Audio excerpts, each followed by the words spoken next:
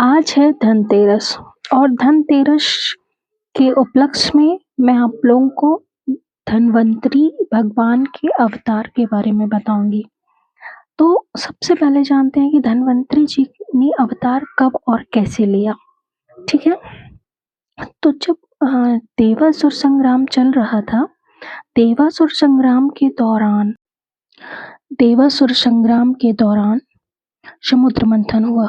समुद्र मंथन से कीमती रत्न आभूषण बहुमूल्य सी चीजें निकली और उसी के साथ साथ भगवान धन्वंतरी, जो कि विष्णु भगवान के अंशावतार थे, उनका भी अवतरण हुआ। भगवान धन्वंतरी अमृत कलश लेकर अवतरित हुए थे। अमृत कलश जो कि देवताओं के लिए था, उसे लेकर भगवान धन्वंतरी आए और जो वो तिथि थी जिस दिन भगवान धन्वंतरी अवतरित हुए थे, उस दिन धनतेरस थी। धनतेरस अर्थात कार्तिक मास की कृष्ण पक्ष की त्रयोदशी। इसीलिए उनकी जो याद है, उनकी जन्म को, उनके अवतार को विशेष रूप देने के लिए धन्वंतरी जयंती या फिर धनतेरस मनाई जाने लगी। और जो धनतेरस है वो हम सभी लोग बहुत ही धूमधाम से मनाते हैं, रत्न आभूषण खरीद कर लाते हैं।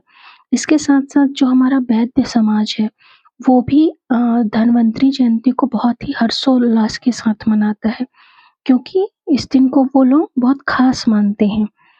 और भगवान धन्वंतरी जो थे वो पहले डॉक्टर थे, इसीलिए कभी भी किसी भी हॉस्पिटल में आप जाएंगे तो भगवान धन्वंतरी की जो मूर्ति है वो ज़रूर से लगी होती है। और आयुर्वेद में खासकर इनका बहुत ही ज़्यादा महत्व है भगवान धन्वंतरी का। इसीलिए जो धन्वंतरी जयंती है, धनतेरस, वो हॉस्पिटल में विशेष रूप से मनाई जाती है। इसके साथ साथ एक पौराणिक कथा भी जुड़ी हुई है धनतेरस की कथा के रूप में।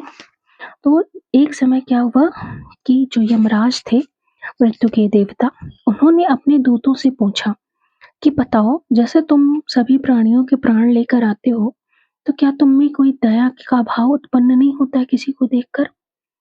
तो उनके दूतों ने जवाब दिया कि नहीं, हमें कोई दया का भाव नहीं उत्पन्न होता है। हम आपके सेवक हैं और हमें आपकी आज्ञा का पालन करना है। हमें कोई दया का भाव नहीं आता है। ठीक है। इसके बाद पुनः यमराज ने उनसे कई बार उन्हें प्रेशराइज किया, उनसे पूछा। तब जाकर उन्होंने अपना संकोच तोड़ा और अपनी जो सच्चाई थी वो उन दूतों ने बताई कि हाँ, ऐसी एक बार घटना हुई थी कि हमें किसी व्यक्ति के प्राण लेते समय बहुत ही दया और करुणा उत्पन्न हुई थी। तब फिर यमराज ने पूछा कि कब हुआ था ऐसा, बताओ। तो फिर उन्होंने एक कहानी सुनाई और वो कहानी इस प्रकार है। कहानी ये है कि एक हेम नामक राजा थे। उनकी पत्नी ने एक पुत्र को जन्म दिया और पुत्र राजा थे, तो अब उनके पुत्र हुआ है तो जाहिर सी बात है कि कई ज्योतिषी आएंगे। ज्योतिषियों ने उनकी नक्षत्र और कुंडली को जब सब देखा, एनालिसिस किया, तो उन्होंने बताया कि आपका पुत्र अगर किसी स्त्री से विवाह करता है तो विवाह के चौथे दिन इसकी मृत्यु हो जाएगी। अब कोई पिता या माता ऐसी बात अगर सुनेंगे तो वो जाहिर सी बात है यही सोचेंगे कि हमारे पुत्र का विवाह ना हो ताकि वो जीवित रह सके। तो उन्होंने भी ऐसा ही प्रयास किया।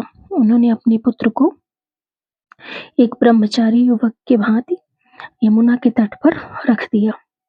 लेकिन होने को कौन टाल सकता है? वहां से एक कन्या गुजरती है और उस कन्या पर ये हमारे जो राजकुमार थे वो मोहित हो गए। उन्होंने गंधर्व विवाह कर लिया।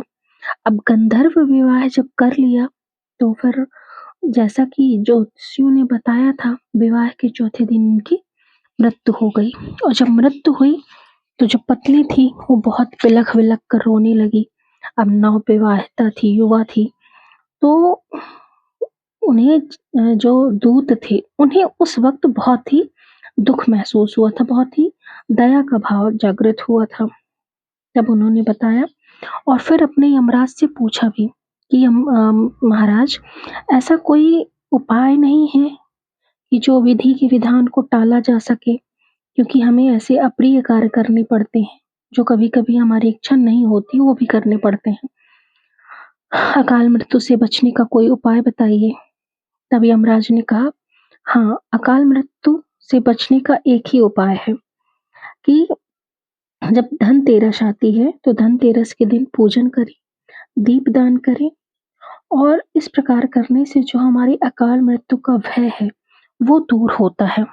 इसीलिए जनरली बताया जाता है कि धनतेरस के दिन, मतलब धनतेरस जो हमारी कार्तिक मास में पड़ती है, उस दिन हमें आटे के दिए बनाकर अपने घर में रखने चाहिए और अगर आप ज़्यादा दिए नहीं जला सकते हैं, तो कम से कम 5 दिए आपको घर में जलाने चाहिए और रंगोली वगैरह डाल लीजिए और लक्ष्मी जी की पूजा करिए।